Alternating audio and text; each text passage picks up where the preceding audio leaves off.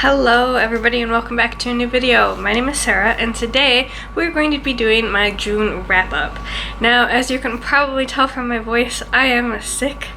It's some weird cold flu thing. No, it's not COVID. It's my 3-day weekend, 4th of July weekend, and I had such big plans to do a vlog and get a bunch of bulk filming done and get all my reviews caught up and written and everything, and then of course Friday night I get home from work and I sit down and I realize how tired I am, and then I start getting a sore throat, and Saturday was the worst. I was just down and out, and I was like, well, there goes all my plans. Today it's Sunday. I am feeling much better than I was on Saturday, although I'm still not nearly 100%, but we're gonna try to do this wrap up. Fingers crossed I'm coherent enough when I give my thoughts on each of these books that it turns out to be a decent enough overview of each of these books and my thoughts, but we will see. So bear with me, but we're just gonna get right into it. So in June I read 6 books, and I think I had a pretty decent reading month in terms of rating. I had quite a few 4.5 stars. I did have a 3-star, 3.5, but overall I think I really had a pretty solid reading month. So the first book that I read in June was An Ember in the Ashes by Sabata Here. Now this is the first book in the Ember Quartet. It is a pretty well-known YA fantasy series, and I am just now starting it. I read it for a Frolic Through Fiction's Patreon book club pick for, I think it was for May and June. I really enjoyed this. Now this is like I said, the first book in the series. This follows 2 main characters, Leia and Elias, and they live in kind of this militaristic empire. So we kind of start more with Leia, and her family home gets raided one day and her brother is arrested, and so she enlists the help of this rebel group that says that they will help break her brother out of prison if she acts as a spy in the military academy for them. And so she goes to the military academy, and there she ends up meeting Elias, who is one of the top students in this academy. However, he is the most reluctant student and has been looking to run away for a while now. So as their paths cross, as they're both trying to survive in this military academy with ulterior motives for being there, several events start happening and the story just really kicks into gear. Like I said, I really enjoyed this book. This is an incredibly fast-paced book. I found it very addicting to read. I liked our main characters a lot. I found that they both kind of were mirrors to each other, but like in an opposite sense, if that makes sense at all. Leia's never really had to be like courageous and brave, and so she's really struggling to find that within herself, to go into danger and spy in order to save her brother, while Elias has always had to be kind of more cold and murderous and brave, but he is struggling to really hang on to his last little bits of morals and humanity in order to kind of keep his soul alive. So I found them really interesting to read about. Both of their storylines were equally interesting. I did like Elias's a little bit more, just because his involved a bit more action. There was a couple of things. I did say this was pretty fast-paced, and I liked that for the most part. However, I do think that there were a couple of scenes, particularly involving Elias's storyline, that I do really wish we kind of got to spend a little bit more time in and really flesh out. They were some particularly high-stakes, high-action scenes, and I feel like they just kind of went a bit too fast. They almost felt like we breezed over them, where in fact they were pretty important scenes. One thing that I really was impressed with was how many little seeds of doubt and kind of potential plot lines that Tahir planted within this book. Throughout the entire book, you're constantly wondering, what's actually trustworthy, who's trustworthy. It feels like everything you were given the surface layer and then hints to an ulterior motive or some underlying layer to the story, and there was just lots of that going on in this book, and I'm very, very excited to see kind of where that takes off and kind of how all of these little seeds sprout and intertwine with each other in the rest of the series. This book ended not really on a cliffhanger, but kind of a pretty intense moment, so I'm very, very excited to continue this series with A Torch Against the Night. That's the second book, so I'll be continuing that in July, but I ended up giving this book 4 stars, and I did really, really enjoy it. So the second book that I read in the month of June is Ariana by Jennifer Saint. Now, I read this as a buddy read with Caroline over at Short Skirts and Sarcasm. I will leave her channel linked down below. I highly encourage you to check her out. I was very pleasantly surprised with this book. I actually almost didn't pick it up. As you can see, I got it from Book of the Month. It was the one of the 5 May choices, and I've been hearing, you know, quite a bit about it leading up to its release, but it didn't really strike me as anything that I was too terribly interested in. It was kind of one of those books that I keep on in the back of my mind, maybe check out in the future, but since it was one of the Book of the Month picks and I had heard several good things about it, I was like, why not? I'll pick it up. And then Caroline had noticed that I had picked this up in one of my more recent haul videos, and so she just suggested doing a buddy read, and I am so grateful that that all played out the way it did, because I really, really enjoyed this book. This is a Greek myth retelling of Theseus and the Minotaur, but it is from Ariadne's perspective. So Ariadne is the Minotaur's sister, and Theseus is lover. And I went into this not really knowing too much about the myth. Like, I knew the very, very bare minimum of how the story played out, and I'm actually really happy that I went into it this way. I think that Saint does a wonderful job giving a very broad overview and understanding of, like, kind of what is going on leading up to Theseus and the Minotaur's main storyline, and then she takes the story even past that. So if you don't know much about this myth yourself, don't worry, you can definitely pick this book up and not have any problem reading it. I loved the way Saint wrote this, where it still felt like you were reading the actual, like, classic story. It had a very classical atmosphere to it, but that does not mean that it was, like, difficult to read or dense or anything. It was still, like, very easy to pick up and move through. I also just really loved how Saint did such a great job putting this in the kind of forgotten women of the mythology's perspective. We not only follow Ariana, but we also follow her sister Phaedra, and they are 2 very, very different characters, but I think that Saint portrayed them in a very wonderful way, making them both very strong in their own aspects. I just really appreciate how Saint not only really made an emphasis on how the gods and goddesses of Greek mythology are often glorified when they really shouldn't be, but she also made a point of how a lot of the ancient heroes, you know, weren't as golden as history or the myths often portray them to be. They did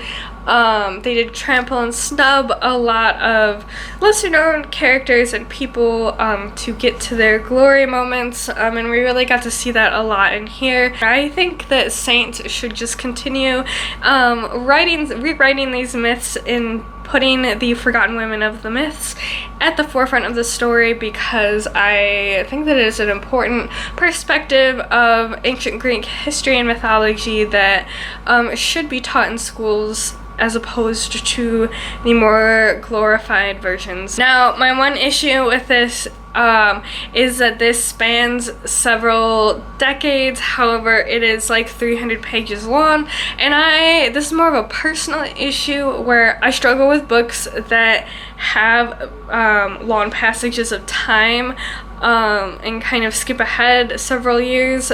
like several times. This book does that obviously because of the shortness of the book, and it does span like several decades. It just kind of like pulls me out of the book and kind of like pulls me out of the immersion of the story if we skip ahead several years. It's more of a personal thing, I feel like, because I do think that Saint did a good job with the progression of time and covering that, where it did not feel nearly as jarring to me as it normally does. I still did notice it and kind of lost the immersion a little bit, but I think it was much less noticeable than when it normally was. And I did give this 4.5 stars, and I highly recommend. I already feel like I'm babbling a lot and I'm not making sense. So, and I've still got 4 books to go, so we will see how the rest of this hopefully does not spiral into just rambling and nonsense. But the third book that I read is Blue Lily, Lily Blue by Maggie Stiefvater. This is the third book in the Raven Cycle series. Obviously, since this is the third book, I'm not going to tell you what this one specifically is about. I'm just going to tell you kind of how the first one, The Raven Boys, starts out. We follow Blue, who is the daughter of a psychic, and then how she kind of stumbles into a friendship with these 4 boys that go to a private school. They are called the Raven Boys, and they have this quest of finding this long-lost Welsh king who is said to be in an eternal slumber, and upon finding him and waking him up, the waker gets granted 1 wish. When Blue joins these boys and gets kind of wrapped up in their quest, her joining them ends up being kind of a catalyst for a series of events that then progresses their search for this king. I definitely enjoyed it more than the second book, but not quite as much as the first one. We definitely I feel like get back to the foresty mystical side of things that we I felt like left behind in the second book. This one picks that back up a lot. It definitely gets a little eerier, which I really enjoyed. Again, I really love these characters a lot, and I think we do get a bit more of an expansion on them. This one, we get even a couple of new characters that are quite interesting, and I just love how Stiefvater has this way of like immediately giving like a strong sense of characterization to each of her new characters. I think she does a really good job with the 2 that get introduced into this story. And this one, definitely I noticed that there was a lot of progression of the main storyline, which was really fun, because like I said, I think the second one felt like we kind of moved away from that. However, there was obviously like several pieces that needed to be put on the board in order to progress the main storyline, but we needed to get those pieces on the board first, and that was what the second one did. And this third one definitely took those new pieces and really made them active in the main storyline, so I really enjoyed that. I don't have too much more to say on it that I haven't said already about this series, but I am very excited to continue it and finish it, because there was only 4 books in this series, and I have already started the final book, so you will hear about that and my final thoughts on the series in my July wrap-up. But yeah, I ended up giving this 4 stars. Then the next book that I read is a little bit different, takes a break from the fantasy, and that is The Hunting Party by Lucy Foley. This is kind of a murder mystery thriller book. This follows a group of friends in their 30s, and since their college days, they always spent New Year's Eve together. So then this is the most recent New Year's Eve party, and they are camping out. They're staying in kind of a hunting lodge in the Scottish Highlands, a very remote place. They get snowed in, and one of them ends up being murdered. We kind of actually follow 2 timelines with this book, and then also 2 groups. So obviously we follow the group of friends, and then we also follow the 2 people that are kind of in charge of the upkeep of the building, and we follow those 2 in particular in the present timeline leading up to the murder, the group of friends leading up to the murder, and we follow the 2 that kind of run the building after the body is discovered, and kind of them trying to get a hold of the police while this whole place is snowed in, and also try to figure out like by themselves who done it, you know, who killed the body, and we don't know who died. So you're also trying to, as you are reading this story, you're trying to figure out who the killer is and who is the dead person. I thought this book was okay. I didn't love it, but I didn't hate it. It felt pretty average for thriller murder mysteries for me. I wasn't too terribly surprised by the ending. I did like the kind of multiple timeline perspectives, and I did like how you were trying to figure out who not only the murderer was, but who the murdered was as well. This is a very close quarters, isolated storyline, and so it does have that claustrophobic feel where you are trying to kind of watch the relationships between these friends kind of spiral and reach their breaking point as certain events transpire. And so I did like that, because I do find kind of the psychology behind friend groups and the spiraling out of controlness that does happen in a lot of thriller books and even dark academia books very interesting, and that aspect was there. None of these characters were particularly likable aside from the two people who work the building. I did like them a lot. However, that didn't ruin the story at all, because none of these characters were meant to be likable. And I do think that they were pretty well written. Now, that being said, that's the ones that we actually got to read from their perspective on. There are like 8 or 9 of these friends. We really only got to read from maybe 3 of their perspectives, and I think that they were really well written. However, the other like 5 or 6 kind of all blended into the same kind of character. They weren't super fleshed out. I kind of wish that they were fleshed out a little bit more, and kind of also given a sense of focus and like a focal point, and a little bit from their perspective, because I think it would have created a lot more of a mystery behind who the killer was and who the murdered was, if you had kind of all 8 or 9 of them to like think through and pick from. However, you kind of guessed pretty early on that it was gonna be like one of like 4 characters. The ending wasn't too terribly surprising. I did like the turn that it took, because there was one point where I was like, oh, this is like so run of the mill, but it did have a little bit of a different twist to it, which I did enjoy. Overall, I wasn't like wowed by this book, but I wasn't super disappointed either, so I did end up giving this 3 stars. The 5th book that I read in the month of June was Muse of Nightmares by Laini Taylor. This is the 2nd book in the Strange the Dreamer duology. So in Strange the Dreamer, we follow our main character, Laszlo Strange. He is a junior librarian who has always dreamed of visiting this long-lost mystical city, Weep. And one day, a band of warriors travels through his town and says that they are looking for people to take back with them to Weep in order to solve a problem that they have. And Laszlo ends up joining them and going back to Weep and learning about how this city became lost, what their problem is, but also suddenly starts to have dreams of this blue-skinned goddess, and he has to kind of figure out how that ties into everything that's going on. I really loved the first one, but this second one, like, just completely wowed me. I was amazed by this book. I love Laini Taylor's writing. She's got a way of writing where it's very easy to read, so it doesn't feel like it's full of purple prose, but it is very descriptive and elegant, and she definitely focuses a lot of her descriptions on emotion.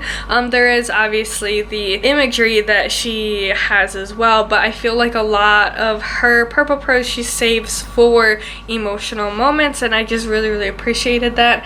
This definitely took a really wild left turn that I was not expecting compared to like the first book. However, like in hindsight, it does make sense. Like a lot of background mystery that we kind of got from the first one had to be solved, and so it felt like Laini Taylor kind of like picked what she was going to use as her way of like explaining a lot of the background and just like ran with it. I absolutely fell in love with this whole universe.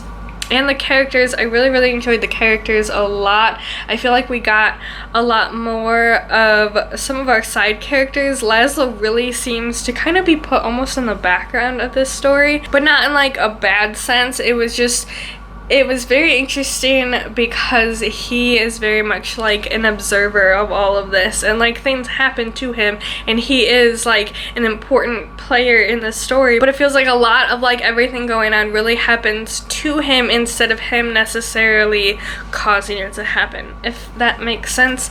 I also was very fascinated by where Laini Taylor decided to really put her focus on the story, because in this book we really get kind of the whole story blown open, and there's so much more that happened besides what just happens in Strange the Dreamer and Muse of Nightmares. There's like everything that happened leading up to Strange the Dreamer. There's like two main big events that I feel like normally YA authors would have like put their actual story in. However, Laini Taylor took a really interesting perspective and put her story as like the aftermath of these two big like cataclysmic events, and it was just a really interesting and unique way to tell her story, and I hope that makes sense. I'm trying not to spoil like a lot of it, but I was just really fascinated. She also has several points where she strongly hints at possibly other books in this universe where she could take her story, and I'm very excited, and I hope that's the case. This book had me crying quite a bit at one point, and I was pretty surprised. I don't know, I just really loved it. I loved kind of where this story went. Like I said, it felt like a very unexpected turn, but it was not a unwanted turn. Overall, I just really adored these characters, and I fell head over heels for this universe, and I did not want to leave it, and so I'm really hoping that Laini Taylor has kind of spin-off stories in this universe and continues with some of the seeds that she planted, and I ended up giving this one 5 stars. And then the last book that I read in June was The Ones We're Meant to Find by Joan Hay. Now, I kind of find this kind of hard to explain, especially because I don't want to spoil anything, so I'm going to read the synopsis of this one to you. So it says, it's been 3 years and 17 days since C woke up on the shore of an abandoned island. She has no idea how she came to be marooned or what her life was like before. She has only the rickety house by the sea, the android she built for company, and a single memory. Somewhere beyond the horizon, she has a sister, and it's up to C to escape the island and find her. A world away, 16-year-old STEM prodigy Casey is also looking to escape from the science she once believed in and from her home. The eco-cities, Earth's last unpolluted habitats, are meant to be a sanctuary for those from deserving lineages, for those committed to planetary protection, but instead they're populated by people willing to do anything for refuge, even lie. After a series of man-made disasters rock the planet, Casey must decide if she's ready to use science to help humanity, even though it failed the people who mattered most to her. So this was actually one of my most anticipated reads of this year. I had such high hopes that this was going to be 5 stars. Like, I just went into this with this gut feeling that I was going to absolutely love this, and it fell short for me. I think that the whole last third was super solid, and like everything felt very concrete there. However, the first 2/3, it felt like Hay was kind of struggling to build a foundation of the story without giving everything away, and so everything felt kind of not disorganized, but like pieces were set out, but nothing was fleshed out nearly as much as it should have been. If the whole book felt as structured and solid as the last third, then this definitely would have been 5 stars, because I absolutely loved the twists that happen in this story. There's a big reveal about halfway through, and I was just like, oh no way. And then the last third, there are several other reveals. The concept behind it was very fascinating. If you love kind of environmentally based science fiction novels, I highly recommend picking this up. I also think if we had just like another 100 pages to this book, it would have helped a lot and helped Hay really flesh things out. I did think that the characters were really well written. I especially loved Casey because I found her to be very fascinating and a kind of character type that is not used a lot in YA. You especially don't see very many female characters with this character type, kind of very cold, almost sociopathic, this like inability to really understand human emotion, but she's like this genius. Like, I appreciated how Joan Hay had Casey kind of struggling to find her sense of empathy while also learning to just kind of accept herself as who she was at the same time. There's a lot of exploration of like humanity and our relationship with the planet and kind of the environmental impact that we have, and kind of just what it means to be human as well, which I really appreciated. I love kind of that exploration in different stories, and I think that that was done very well. I do love Hay's writing style. It's not like overly lyrical, but she definitely paints a very good picture, and definitely does a good job with creating a sense of emotion in her story. But like I said, I think it just really needed a stronger sense of focus and a little bit more fleshing out and building of like a foundation in this whole first 2/3 of the book. And if that was there and we kind of took some of the things that happen in the last third and gave them like a better foundational point in the beginning, I feel like they would have hit a lot harder, made a lot more sense as to why they were there, and not so much like they just came out of nowhere and it's just suddenly like, oh, this is like a thing. I think it would have helped this book a lot. In general though, I didn't like dislike this book. I did enjoy it quite a bit. I was just disappointed that it fell short of where I was hoping it to be, but I did end up giving this 3.5 stars. So these are the books that I read in the month of June. If you've read any of these or you're looking to read any of these, please let me know down in the comments below. Thank you so much for watching this video. I hope you consider sticking around and subscribing, and as always, I hope you have a great rest of your day, and I will see you in the next video. Bye!